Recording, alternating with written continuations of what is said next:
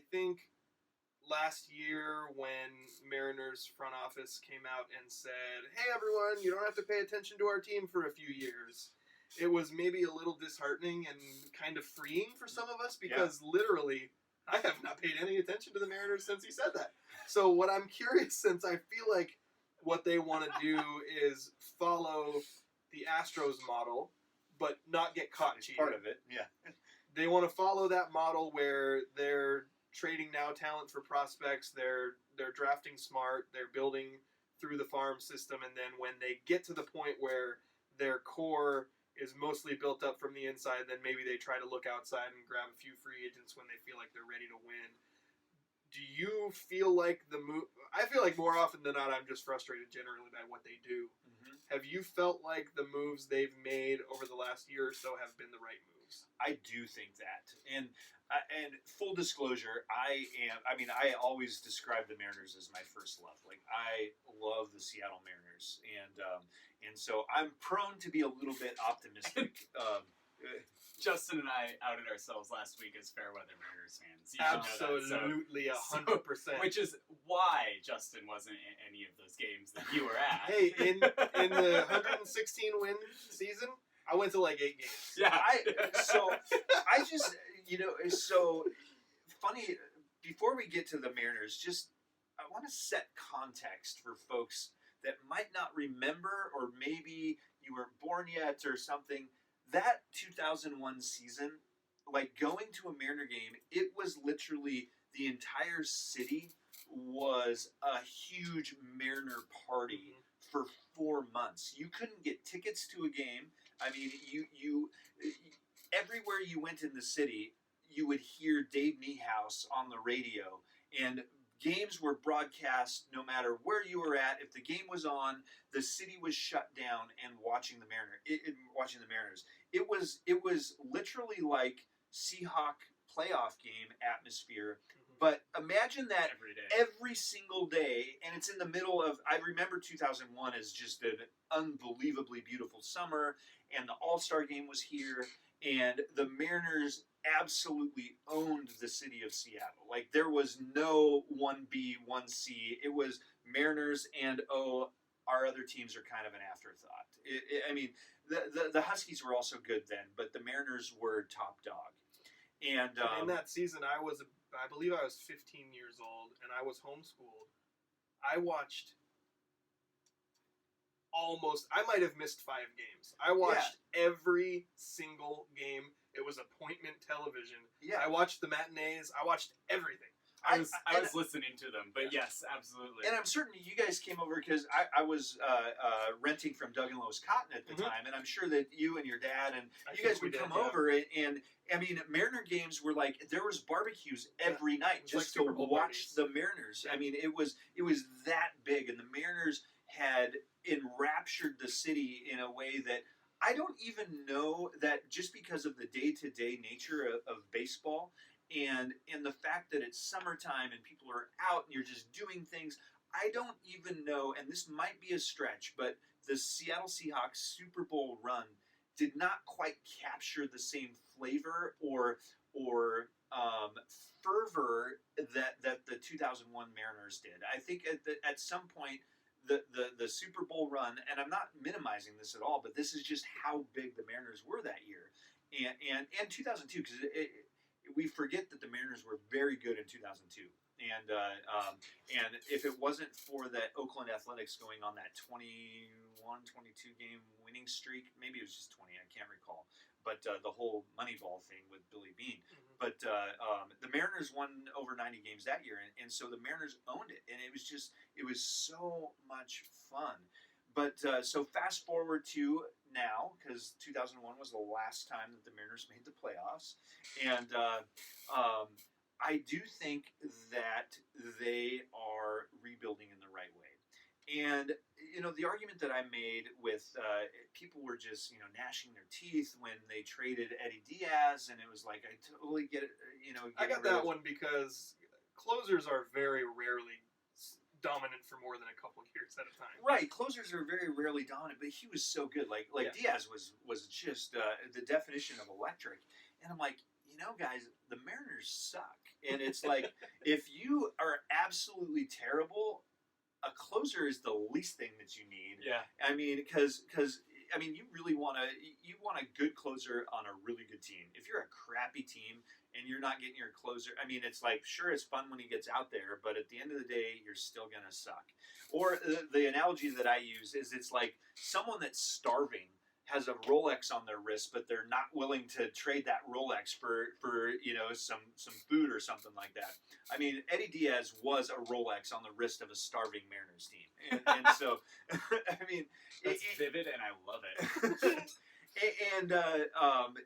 But I do think, I mean, now if you go to New York though, and you talk to a Mets fan, they are so livid that we have Jared Kelenic. I mean, Jared Kelenic. You're kidding, right? You do know that like Baseball America just ranked in the last 2 weeks, like Baseball America and Baseball Prospectus ranked minor league system and put together their list of the top 100 prospects. No, and for the Mariners GMs told me that I don't have to pay attention to baseball for a few years, so I did not actually know that name. Well, You'll need to explain it. Jared Kelenic, I mean, you hate putting this on anyone, but is like kind of seen as Mike Trout light. He's really, really good, and he is an incredible prospect. And then the Mariners also have Julio Rodriguez right now, who's depending on, I think Baseball Prospectus and Baseball America have those guys flipped. Like one's 8, one's 11 in as far as best prospects in the entire country, and then in the other one, I think he's like 11 and 16. But Baseball America has Jared Kelenic rated number 8, and they have 5 or 6 guys in the top 100. So we have a very respectable, not just respectable, the top end of our farm system right now is really high. You got Logan Gilbert, and who is looking like a number 1, number 2 type starter. You have Evan White, who the Mariners just for the first time ever signed a 6-year major league extension without him actually ever playing a major league game. And then you have Jake Fraley, who's was the Texas League Player of the Year last year, and is now an outfielder for the Mariners. You have all of these pieces that are just starting to come together, and it's looking like the top end of the Mariners starting lineup. I don't think that they're going to be competitive this year. Why, as a Mariners fan, should I have any faith that they're going to develop these players into anything that's worth a crap? Because how many times over the last 20 years have we had a Jeremy Reed or a Taijuan Walker or a Dustin Acker or a Dustin Ackley who was supposed to be this great player? Right, and that's a fair question. And I think the fact that you have new leadership, it's not Woody Woodward or it's not Jack Zarenzik, but I think Jerry Dipoto is a smart guy. He has a plan. He's sticking to his plan. He takes in incredible amounts of information, and I think he evaluates players the right way. Now, whether or not you evaluate the coaching staff that is charged with bringing those players up, that's a whole other question, and I don't think that I'm qualified to answer that or know enough to answer that. Yeah, I don't think any of us are. But that's the hard part about all this, because I feel like we're living in a time where the manager of the team is becoming less and less relevant, because so many things are based and driven on analytics and based and driven on what the GMs do, that the manager is more or less a figurehead. And what really matters is the coaches that are behind the scenes that are responsible for development. Yeah. And I don't even know who any of them are.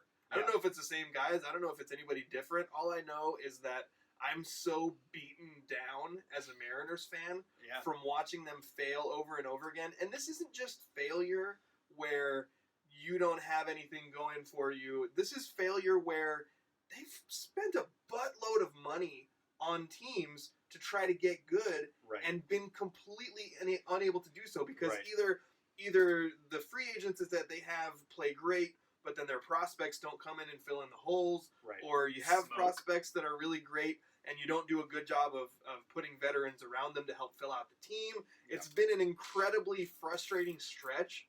So I don't know how on board everyone else who is a fair weather fan of the Mariners, as I am, would feel about this, but like I just don't have faith that anything's going to change. It feels like we're going to go right back into the same cycle. Now, there has been a pretty significant change in ownership over the last a few years ago, wasn't there? Yeah, so there is a bit of a change in ownership. So John Stanton is now he's the figurehead owner, and he seems to be more. Well, he's much more present. Not seems to be, because you can't be less present than the Mariners' previous owner, which was Hiroshi Yamauchi, who never actually once went to a game. That is remarkable. But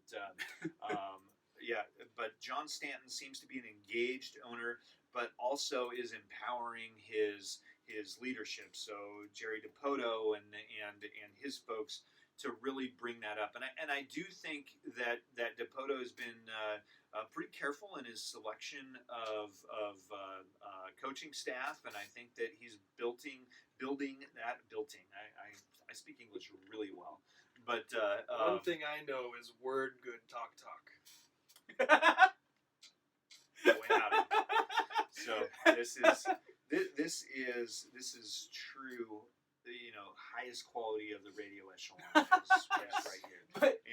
But it's fair to say that this is not it's okay for us to hope that this isn't the same Mariners, right? Yeah, like and it's not just the same Yeah, people doing. You can say and hope that this is not the same Mariners, and I'm gonna judge you from this corner and say that you're living on a wing and a prayer, and it's never gonna happen. They're never gonna get to the playoffs again in my lifetime. So that level of same old Mariners is a little bit tiresome. I mean, but you just have Listen, to. I just don't want to watch a game every night, and I'm trying to come up with excuses. You do want to watch Baseball a games no, are too long. No, you do want to watch a game every night. You just want to watch a 2001 game every night. Yeah, maybe. But